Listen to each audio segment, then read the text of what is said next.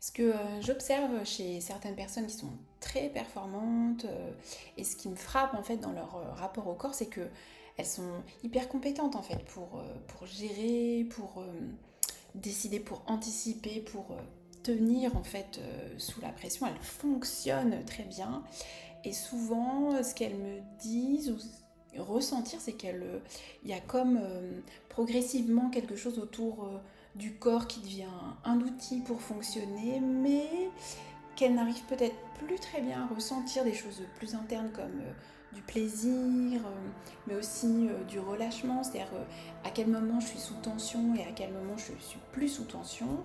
Euh, mais peut-être aussi des choses autour de la récupération, donc impossible de récupérer vraiment, et parfois même des choses autour de ses propres limites, donc je sais plus exactement quand je suis fatiguée, quand je suis pas fatiguée, quand j'ai faim, quand j'ai plus faim par exemple, donc typiquement je suis au travail, moi je n'ai jamais besoin de manger parce que je sens bien que bah voilà, je suis à fond dans mon travail et j'ai pas besoin.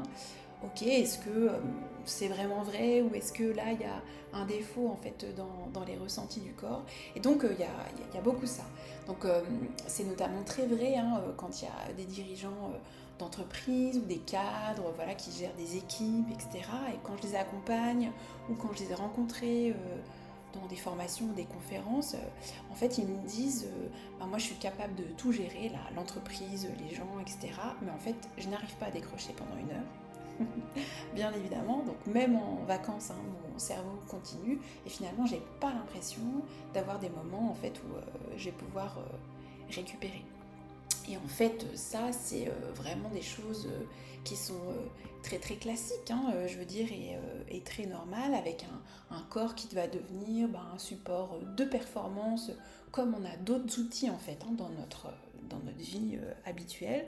Donc un outil d'exécution, donc c'est quelque chose qu'on va pousser, qu'on va optimiser, et bien sûr, tant que ça tient, on va ignorer tout le reste qui fait partie des choses comme dans le mental en fait, hein, qui font partie du bruit de fond, si je puis dire. Donc oui, si je vous donne des exemples, ça va être bah, des hommes dirigeants ou des femmes hein, dirigeantes qui vont utiliser le sport uniquement pour évacuer ou pour performer, euh, une incapacité à vraiment ralentir sans culpabiliser, bien évidemment. Euh, Très difficile de sentir la fatigue avant la saturation, donc c'est des gens en fait qui vont tenir, tenir, tenir, et puis juste quand ils vont se coucher, hop là, ils vont s'effondrer en fait d'une certaine façon. Ça peut être aussi des choses autour du besoin d'être constamment occupé, avec cette sensation de vide en fait, hein, quand il n'y a plus d'action, mais aussi d'irritabilité en fait qui monte assez facilement, notamment quand les choses ne se passent pas exactement comme il ou elle le souhaite ou comme c'est prévu, puisqu'évidemment, comme les choses sont toutes contrôlées, très structurées, quand ça se passe pas comme ça, bah, bien évidemment, ça devient très problématique. Et puis une perte souvent de plaisir simple. Voilà, il faut tout de suite faire des choses hyper compliquées, qui sont avec une stimulation très forte pour que ça puisse devenir quelque chose de vraiment chouette pour ces personnes. Et bien évidemment une relation extrêmement compliquée au repos. Voilà, se reposer, c'est globalement pas tellement intéressant, ni ça fait pas non plus avancer le business.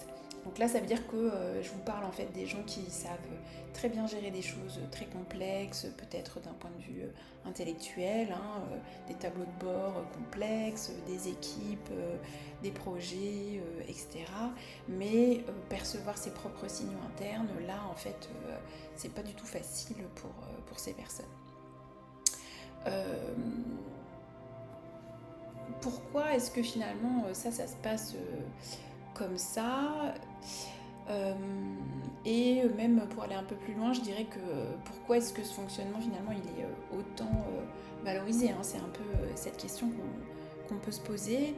Euh, En fait, il y a beaucoup d'environnements professionnels pour lesquels ressentir c'est souvent une faiblesse. Euh, voilà. Alors ça peut être un truc de personnes fragiles, de personnes qui sont sensibles, avec un côté sensible étant pas quelque chose de très positif, mais ça peut être aussi simplement une finalement intériorisation du fait que on a besoin d'être fort, de résister, de pouvoir vraiment se charger en fait un maximum pour pouvoir être performant dans la vie. Euh, il y a aussi beaucoup de personnes qui deviennent très compétentes pour fonctionner, euh, justement parce qu'elles peuvent mettre de côté le fait de pouvoir s'écouter. D'accord. L'exemple typique qu'on peut imaginer dans le sport de haut niveau, eh bien, je vais repousser mes signaux de fatigue, de douleur, etc. pour pouvoir encaisser plus de charges et effectivement pouvoir être plus performant. Maintenant, est-ce que ça, c'est quelque chose qui est viable dans le long terme? Et bien très souvent, non, ça n'est pas le cas. On le voit pour les sportifs qui doivent arrêter en tout cas le haut niveau à un moment donné où ils sont encore jeunes d'un point de vue de leur âge physiologique, bien sûr. Et il ne nous viendrait pas à cette idée de pouvoir imaginer que quand on va travailler comme ça à fond pendant, je sais pas moi, 5 à 10 ans maxi, et puis à 35 ans, on va arrêter parce qu'on aura trop usé notre corps et notre mental. Donc il y a vraiment ici à la fois les effets de surcharge cognitive qui vont faire qu'on va pas être toujours en capacité en fait de pouvoir savoir où on en est d'un point de vue physiologique, du point de vue de la fatigue, etc. Parce que notre cerveau il est super fort pour mettre tous ces éléments qui sont finalement des signaux pas toujours intéressants ou pertinents pour la tâche qu'on est en train de faire, donc il va les mettre de côté. Et en même temps, il y a cette valorisation sociale de à la fois de la maîtrise, la culture du contrôle à fond, et puis toute cette structuration d'identité autour de l'efficacité. Voilà, moi je sais tenir, je sais résister, voilà, je peux travailler pendant des heures, etc., etc. Et c'est encore plus vrai pour les personnes qui sont dirigeants ou dirigeantes d'entreprise, les cadres, etc. Même si ça a tendance à changer un tout petit peu dans la génération qui arrive avec cette histoire de rééquilibrage entre la vie pro et la vie perso. Cependant, il y a encore beaucoup de choses autour de structurer en fait ma journée, en gros, pour que tout rentre à la fois ma vie pro et ma vie perso.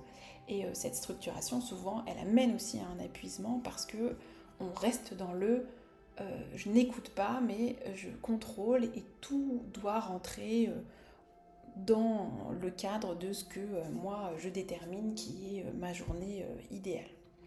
Et les recherches en fait en psychologie, mais aussi en neurosciences, elles montrent souvent qu'il y a des personnes qui sont hyper adaptées en fait à ces environnements de performance complexes, etc. Et qui vont du coup perdre progressivement en fait l'accès à leurs signaux internes, donc notamment les signaux de fatigue, les signaux de tension, bien évidemment les émotions, mais même les besoins physiologiques. Donc c'est l'exemple que je donnais tout à l'heure à propos de se nourrir, aller aux toilettes ou avoir besoin de se reposer. Et en fait, les entreprises, finalement, elles oublient qu'il y a dans ce mode de fonctionnement un coût qui est réel. C'est pas seulement une histoire de confort ou peut-être même éventuellement une histoire de gestion du stress, etc. Mais on perd vraiment quelque chose quand on fonctionne trop longtemps dans ce mode ici d'adaptation, de contrôle forcé. Donc ce que je veux dire là, c'est que je parle pas uniquement de fatigue, mais aussi des risques autour du burn-out, etc. Je parle, enfin qui sont réels, je parle aussi de cette perte de créativité qui est due à la rigidité mentale. Là, il se trouve que si tout d'un coup quelque chose arrive, je vais devoir régénérer des efforts, remettre en route des choses, changer, modifier quelque chose. Et ça, évidemment, quand on est déjà en tension et en surcharge, ça va être insupportable. Donc cette rigidité mentale, elle va venir parce que, effectivement, je ne peux pas produire d'efforts encore plus importants pour m'adapter encore plus, etc. On perd de la créativité parce que la créativité, elle va demander non seulement du focus de l'attention, mais aussi, bien sûr, une capacité à pouvoir aller regarder les choses qui nous entourent avec un œil tout à fait nouveau et observateur, mais souvent aussi des difficultés qui vont venir relationnelles parce que évidemment on ne peut absolument pas maîtriser ce qui se passe autour de nous et notamment tout ce qui va être autour des enjeux dans la relation avec d'autres personnes qui travaillent avec nous, mais aussi des fournisseurs, des clients, etc., le monde ou la société autour de nous. Et puis des choses qui sont plus personnelles comme une diminution du plaisir, un appauvrissement émotionnel avec cette perte de sens, etc. Et souvent une espèce de baisse de présence, un peu comme si on vivait, mais sans être vraiment complètement vivant, un peu à côté de sa propre vie en fait. Donc en fait, c'est comme si on se disait, je suis hyper efficace, voilà, je suis hyper performante, etc. Mais en même temps, je me sens drôlement moins vivant. C'est dans les gens que je rencontre, il peut y avoir des personnes qui vont me dire finalement je fais tout ce qu'il faut, voilà, tout est bien rodé, réglé, etc. Mais en fait, j'éprouve pas vraiment de satisfaction, quand bien même tout ça fonctionne très bien.